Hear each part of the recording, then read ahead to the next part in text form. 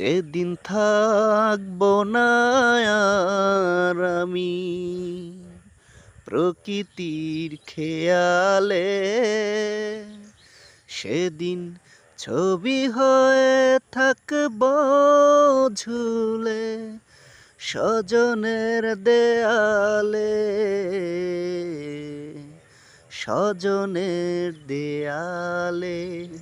যেদিন থাকবো না আর আমি প্রকৃতির খেয়ালে, সেদিন ছবি হয়ে থাকব ঝুলে স্বজনের দেয়ালে, স্বজনের দেয়ালে। যেদিন থাকবো না আর আমি।